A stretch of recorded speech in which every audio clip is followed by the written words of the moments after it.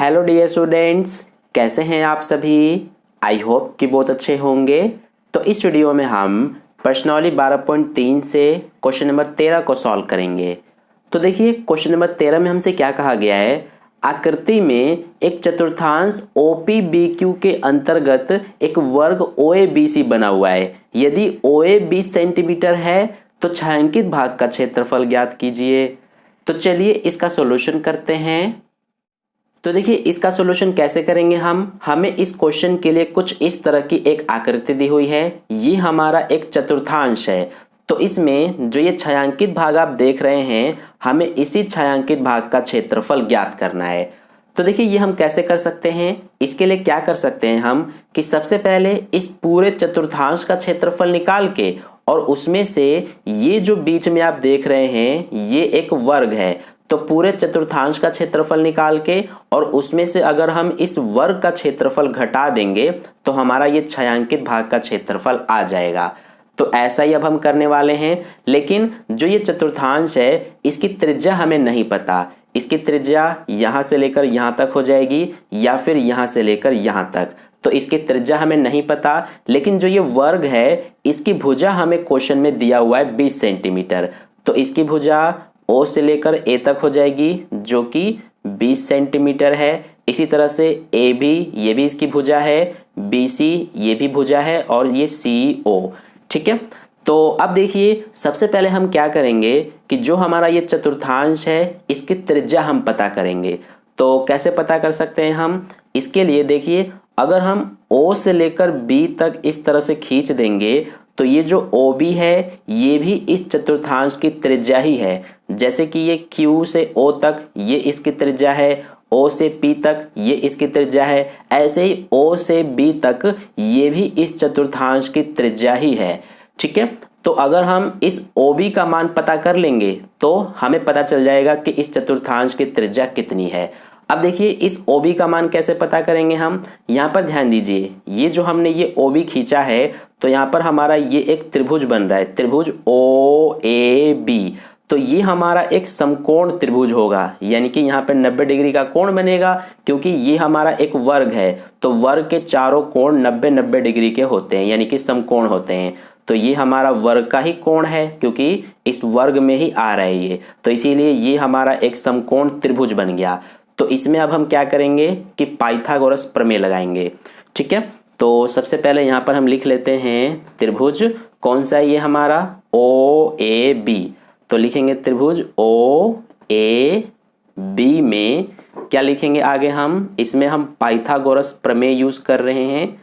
तो लिखेंगे पाइथागोरस प्रमेय से, तो पाइथागोरस प्रमेय से क्या होता है हमारा कि जो कर्ण का स्क्वायर होता है उसके बराबर में लंब का स्क्वायर प्लस आधार का स्क्वायर होता है। तो कर्ण देखिए इसमें हमारा ये OB हो जाएगा क्योंकि समकोण के सामने वाली भुजा कर्ण होती है। तो ये OB है, तो कर्ण का स्क्वायर यानी कि OB का स्क्वायर बराबर होगा लंब का स्क्वायर प्लस आधार का स्क्वायर के।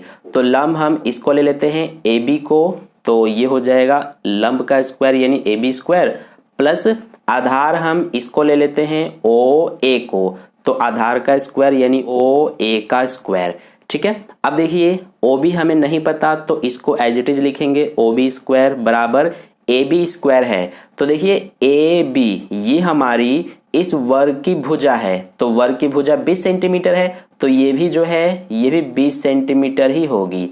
ठीक है, तो AB की जगह पे 20 लिखेंगे और ये स्क्वायर प्लस OA, तो देखिए OA ये भी 20 सेंटीमीटर है, तो यहाँ पे 20 लिखेंगे और ये स्क्वायर। अब यहाँ से 20 का स्क्वायर 400 प्लस इस 20 का स्क्वायर ये भी 400 और इधर बचा हुआ है OB का स्क्वायर। अब देखिए 400 प्लस 400 ये हो जाएगा 800, ये स्क्वायर इधर जाके स्क्वायर रूट बन जाएगा, तो इधर बचेगा OB।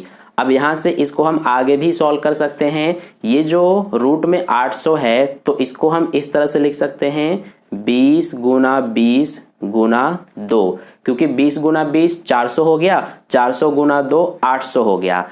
तो ये हमारा, अब देखिए OB का मान क्या आ जाएगा, 20 का जोड़ा बन गया, इसको हम रूट से बाहर एक बार लिखेंगे, इसका जोड़ा नहीं बना तो इसको अंदर ही लिखेंगे रूट के। ठीक है, तो OB का मान 20 रूट 2 और ये सेंटीमीटर, ये हमारा इस OB का मान आ गया। अब मैंने आपको शुरू में ही बताया था कि OB हमारा क्या है, इस चतुर्थांश की त्रिज्या है, तो इसीलिए चतुर्थांश की त्रिज्या हमारी 20√2 सेंटीमीटर आ गई।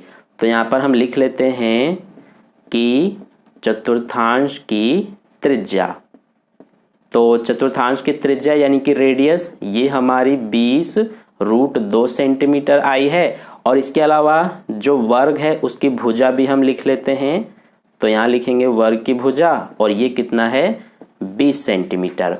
अब देखिए हमसे क्या पूछा है, इस छायांकित भाग का क्षेत्रफल, तो यहाँ पर हम लिखेंगे छायांकित भाग का क्षेत्रफल।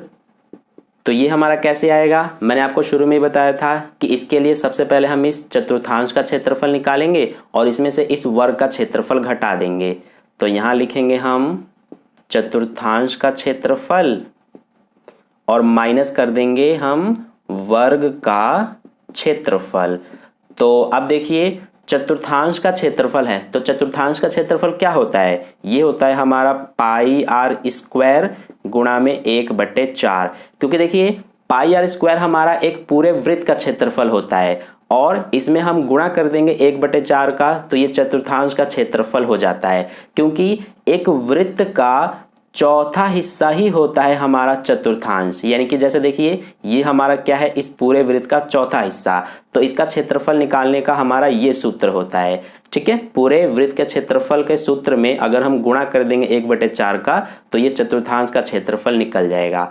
ठीक है, या फिर इसमें आप जो त्रिज्यखंड के क्षेत्रफल का सूत्र होता है वो भी लगा सकते हैं, तो इसकी जगह पे आप त्रिज्यखंड के क्षेत्रफल का सूत्र लिख सकते हैं। फिर माइनस में देखिए क्या है, वर्ग का क्षेत्रफल, तो इसका सूत्र होता है हमारा भुजा गुना भुजा या फिर भुजा का स्क्वायर।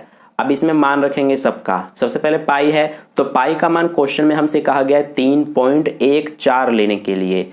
फिर r² है, तो r का मान देखिए यानी कि रेडियस 20√2 है, तो इसकी जगह पे हम लिखेंगे 20√2, स्क्वायर है इसीलिए 2 बार लिखेंगे 20√2, गुणा में क्या है 1/4, माइनस में भुजा गुणा भुजा, तो ये वर्ग की भुजा है, वर्ग की भुजा देखिए 20 सेंटीमीटर, तो यहाँ पे आ जाएगा 20 गुणा 20। ठीक है, अब यहाँ से हम क्या करेंगे कि इसमें इस पॉइंट को हटा देंगे, तो जब हम पॉइंट को हटाएंगे तो ये 314 हो जाएगा और नीचे हमें 100 से भाग करना पड़ेगा, क्योंकि पॉइंट के बाद 2 अंक है इसीलिए 100 से भाग होगा।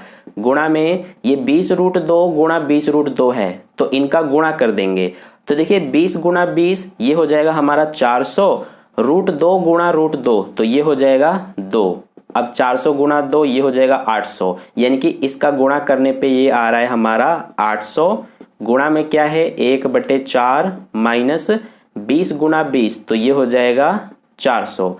अब देखिए ये 100 एकम 100 और ये 100 के पहाड़े में 8 बार में आता है, तो 8 बार में कट जाएगा, ये 4 एकम 4, ये 4 दूना 8 कट जाएगा। अब 314 गुणा 2 बच रहा है, तो इनका गुणा कर देंगे तो ये हो जाएगा हमारा 628, माइनस में क्या है 400। अब 628 में से 400 घटा देंगे तो ये आ जाएगा हमारा 228 और ये सेंटीमीटर स्क्वायर, यानी कि यही हमारा इस छायांकित भाग का क्षेत्रफल है, यानी कि यही आंसर है। तो इस तरह से क्वेश्चन नंबर 13 का सॉल्यूशन कंप्लीट हुआ। आई होप आपको अच्छे से समझ में आ गया है। तो अगर आपको वीडियो अच्छा लगा है तो वीडियो को लाइक ज़रूर कर देना और अपने दोस्तों के साथ भी शेयर कर देना। और अगर आपने अभी तक चैनल को सब्सक्राइब नहीं किया है तो चैनल को सब्सक्राइब करके बगल में जो बेल आइकन आता है उस पर ऑल नोटिफिकेशन वाले पे क्लिक कर लेना, ताकि नेक्स्ट वीडियो जैसी अपलोड की जाए उसका नोटिफिकेशन सबसे पहले आपको मिल जाए।